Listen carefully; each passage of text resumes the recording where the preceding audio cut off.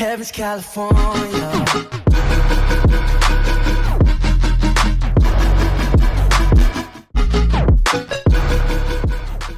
Hey yo guys, what is going on? Welcome back to another FIFA 18 or FIFA 18? No. FIFA 19 ratings reveal. Yesterday we had 100 to 81 and today we have 80 to 61. Apologies that my upload schedule around here is going to be a little bit wish-washy. It probably won't be at 8:30. You know, it's basically when a piece of news comes out, I'm getting this out as soon as I can. And until, you know, FIFA 19 actually comes out, the 8:30 upload schedule time might not be as strict as I thought it was. Normally, the latest it will be out is 8:30, but I'm hoping this video should be out around 5, 6-ish. So let's get straight into it. In at number 80 then, Raja Nainggolan, a downgrade in card. The card, though, still looks alright. You know, it looks like a fantastic holding midfielder / centre midfielder, and what they have to say is the Belgian midfielder is known for his intimidating presence in the midfield of the pitch, which isn't necessarily commonplace for a player whose chief role isn't to defend or protect his back line.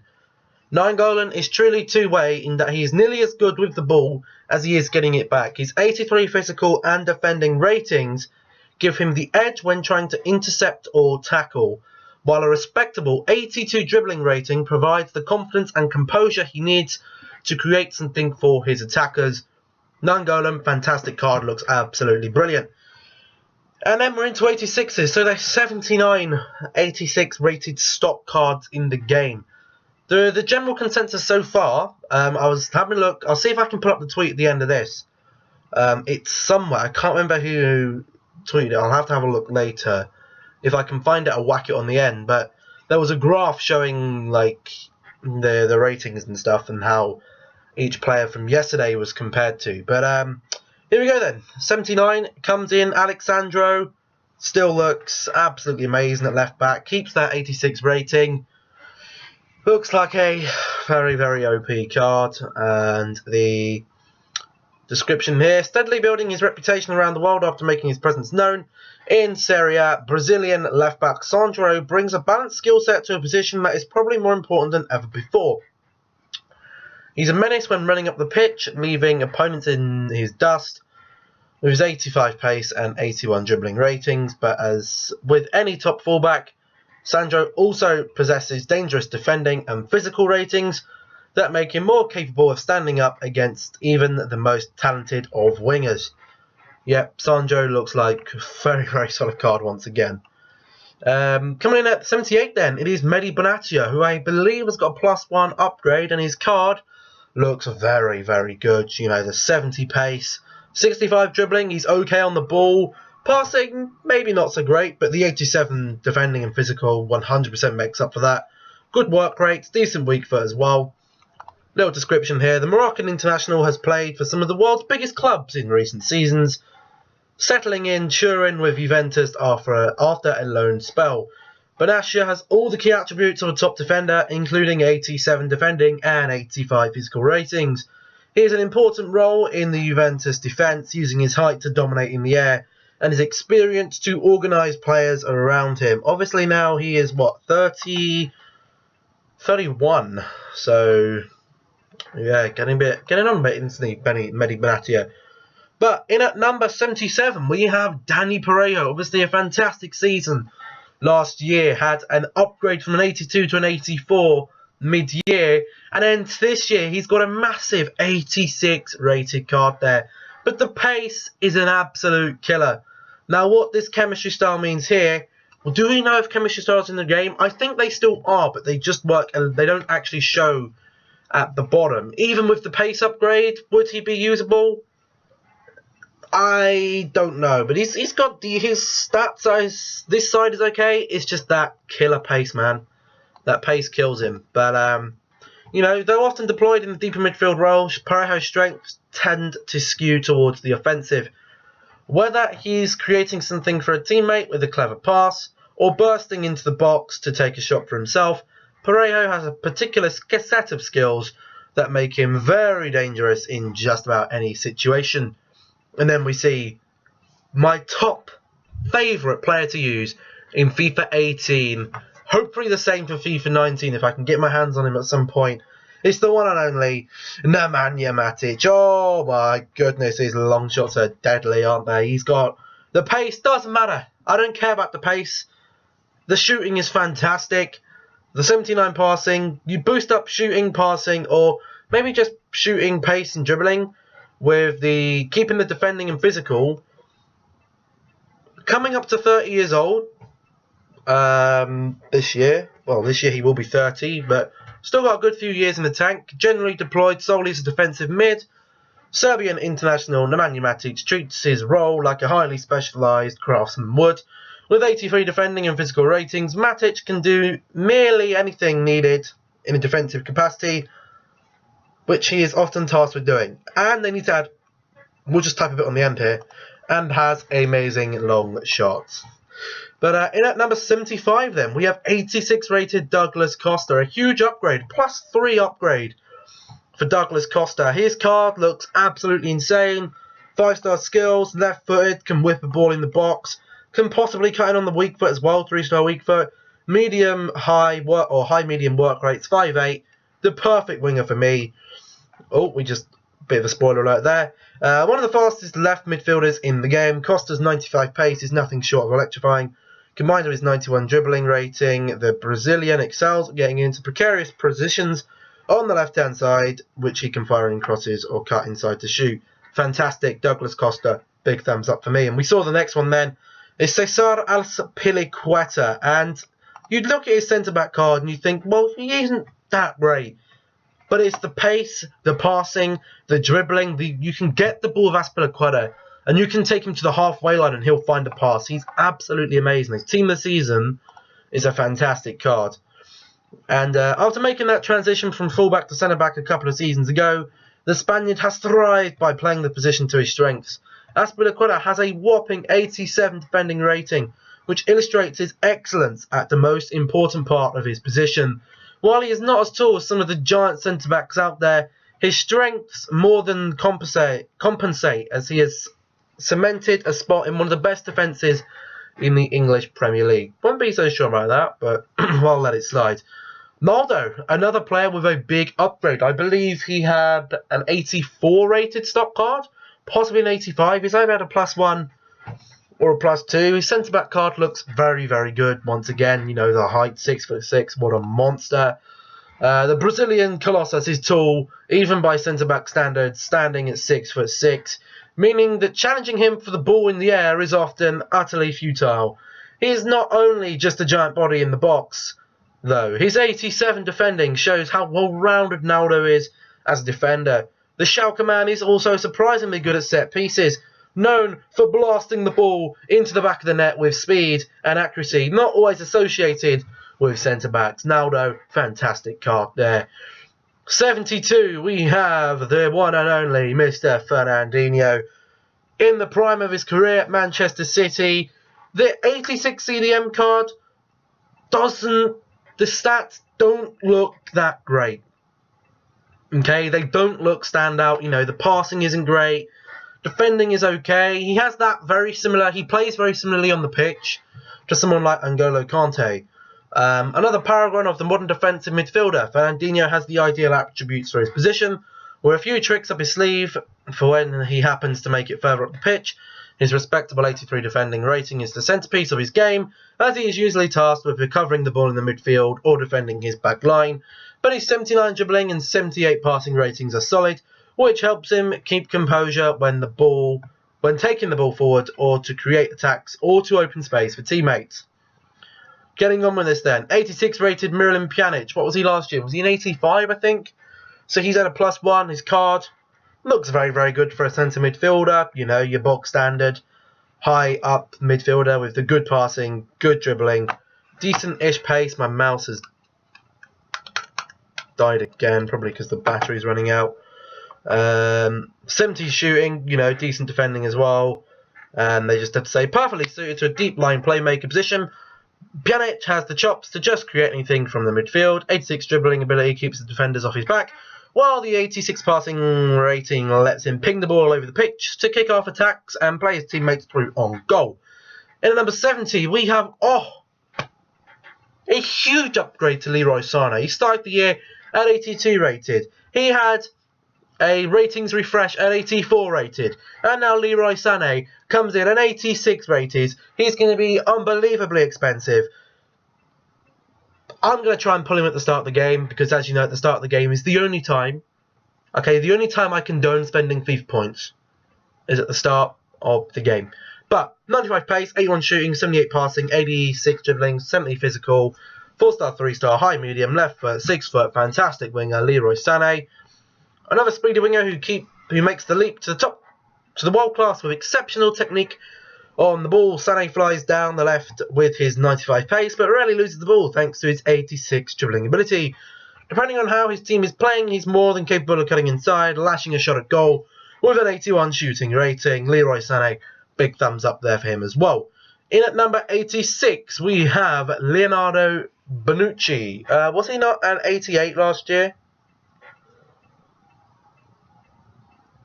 I feel he might have been, but now he's got a -2 downgrade, and his pace is taking a hit as well. But the rest of his card defensively looks okay. The little paragraph here: Italian hero Bonucci is known around the world for his performances at both club and country, and he's still going strong. His 87 defending rating encompasses tackling, skill and ability to read the game, both of which play into his excellent form over the course of his career. Bonucci combines that with an impressive 80 physical rating that helps him with aerial battles and knocks off opponent like he's off the ball like it's his second nature. In at number 68, we have Jerome Boateng. Was Jerome Boateng not in 87 last year? Was he possibly even an 88? I don't know, but I think he's got a downgrade. As far as centre-backs go, let's just have a look at his card. I mean, it's got some very nice pace, some very nice passing, some very nice dribbling, 2 good defensive stats. Looks like a very meta card again, and it says, as far as centre-backs go, the Bayern Munich German stalwart is about as complete a player as the position gets. His 85 defending rating covers a penchant for tough tackling and defensive intelligence, but his 83 physical rating also helps him shrug off challenges and keep the opposition at a distance. In at number 67, we have Thomas Muller, who looks a lot more suited now. You look at that and you think centre forward, would drop him back to CAM. Decent pace for CAM, good shooting, good passing. Dribbling is give or take, but he doesn't look so bad. A prime example of a versatile attacker in the modern game. Muller has played just about in every offensive position, but his nose for the goal and his natural composure on the ball lead many to believe his best position is as a forward. He often gets deployed in second striker role behind another forward, in part because of a solid 80 passing rating that helps him create the main forward or another teammate. He does seem to play behind Lawan, doesn't he? Yeah. And at number 66 then, we have Edison, who had an upgrade, I believe, mid-year. Did he not? Did he not have an upgrade? I think he did. To what? Was it an 83 to an 84 possibly? Or an 82 to 83? I think it was 83 to 84, but he's now on an 86, so looks like a fantastic goalkeeping card. A long thing here. The Brazilian shot stopper has emerged as one of the best young goalkeepers in the world after his big move to Manchester City ahead of the 2017-18 season. Edison checks nearly all important boxes for the position, including a 90 kicking rating that allows him to get counter-attacks going quickly and accurately, an 85 diving rating that explains how he seems to be able to get a hand to the most impossible shot attempts, and a ridiculous 87 reflexes rating. Few can catch him off guard between the posts. Edison is going to be a bloody force in that goal, man. But we see Liverpool, and we see it is Bobby Firmino here at 86 rated. What was he last year? Was he an 83?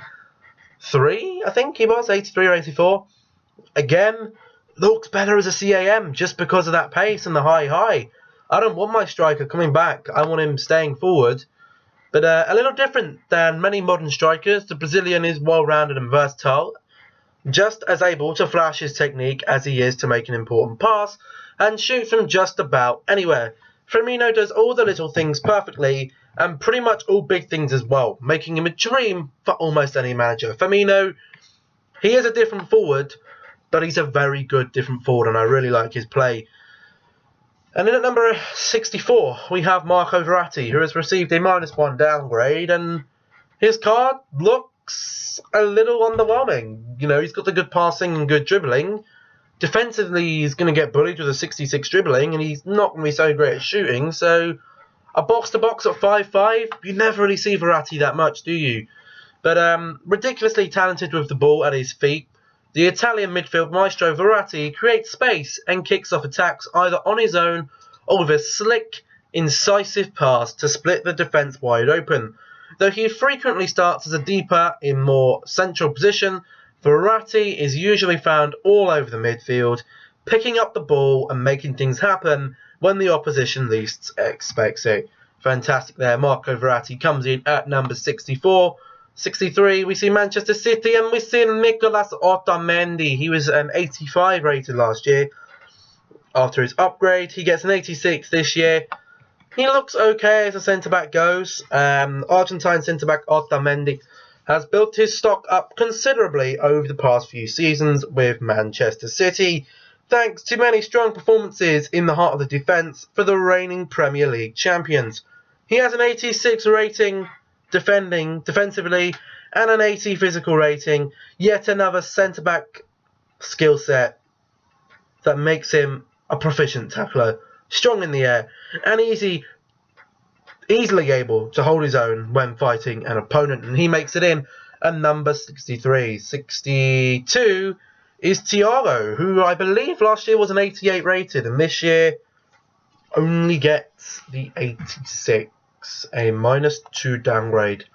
And his card looks a little bit more and less underwhelming as well. You know, he'd be good in that midfield to sit there. You know, the height's okay, the 5-star skills as well. Decent pace, decent shooting, good passing, fantastic dribbling. We'll be able to nab the ball maybe back sometimes with defending and physical. But the Spanish midfield wizard thrives in a deeper position, allowing him to put his significant playmaking skills to good use as he conjures up ridiculous attacks for his team. Thiago can twist and weave his way through opponents, as evidenced by his 89 dribbling rating, but it's his distribution for the ball and passing vision for which he is most often praised. Again, Thiago looks decent, and then at 61, taking a big hit as well, is Mesut Ozil, a -2 downgrade for him. 70 pace, 73 shooting, 86 passing, 84 dribbling.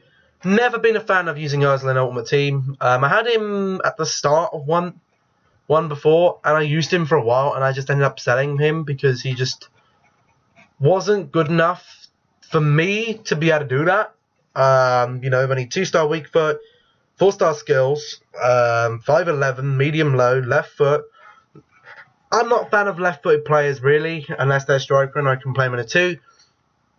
But what do they say here? The German midfielder is often considered a strong playmaker, but Ozil is more often deployed close to the strikers rather than the defenders. Whether it's helping set up a 1-2 in the box, releasing a forward goal with the through ball, or leaping on a loose ball and running it into the box himself, Ozil uses his 86 passing and 84 dribbling ratings to great effect from his preferred position. And that, ladies and gentlemen, is 80 to 61. I'm going to quickly have a look and see if I can find that tweet. If I can't, I'll round it up. If I can, then I'll show you what I'm on about. Here it is then, guys. It's a guy I follow on Twitter called... I follow a lot of foot investors and like, just to get some things myself. And we have this, which is a stats on, you know, Foot Economist. I'd definitely go and drop them a follow. I think they're a great page to follow here. But here we have the players that were sourced yesterday, and it's having a look at the overall, the pace, shooting, passing, dribbling, defending, and physical. And we can basically see what's happened. So Manolas gets a pace +3 upgrade, a -1 shooting, better dribbling, -physical, gets a +3 stats. Mahrez gets an +3 on pace, +5 on shooting, +3 on dribbling and passing, 9 on defending and 4 on physical after an average year with Leicester and gets a +29. Ibrahimovic gets a whack in minus pace, minus shooting, passing, dribbling. His defending goes up by 2.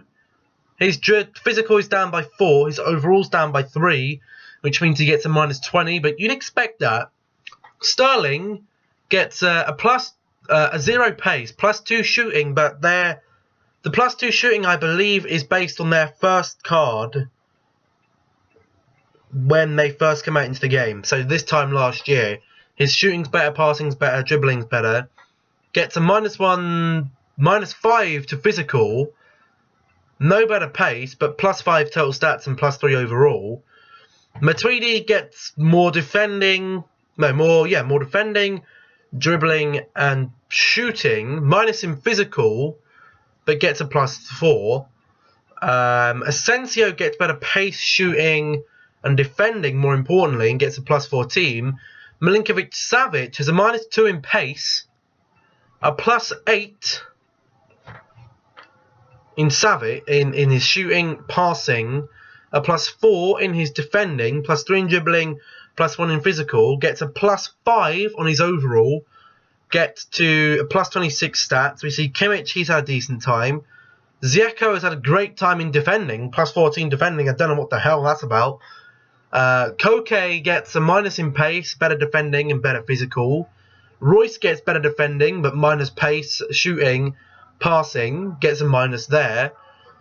Filippo Luis shafted in pace. Company in pace and physical goes down. Robben pace, dribbling, physical goes down. Alaba pace goes down. Fabinho pace goes down. Vidal, I think he's lost a leg or something. His pace has had a tremendous whack. And you can see the averages here. So the total stats for players has been on average about a +3 from yesterday. The plus overall is about +0.5. But the pace minus average over the 20 players is or the 19 players, sorry, is a -2.26. And so the defending in players is going up, but the pace is going down, which is a little bit worrying because if you have the super fast wingers, they're just going to speed past your defenders. But that is where we are going to end this one then today, guys. If they have another graph like this, I will retweet this as well. If you're not following me on Twitter and do want to, then go ahead. My handle is @gooding4david. As you can see right here, go and drop me a follow. But that's going to be the end of this video then, guys. If you enjoyed, remember to drop a like. If you're new here, don't forget to subscribe. Turn your notifications on so you never miss an upload. Thank you for watching. I've been David. This has been FIFA 19 ratings 80 to 61. Thank you all very much for watching this video. Hopefully you all enjoyed. Stay safe, stay awesome, stay happy, and I'll see you all in the next one. Boo!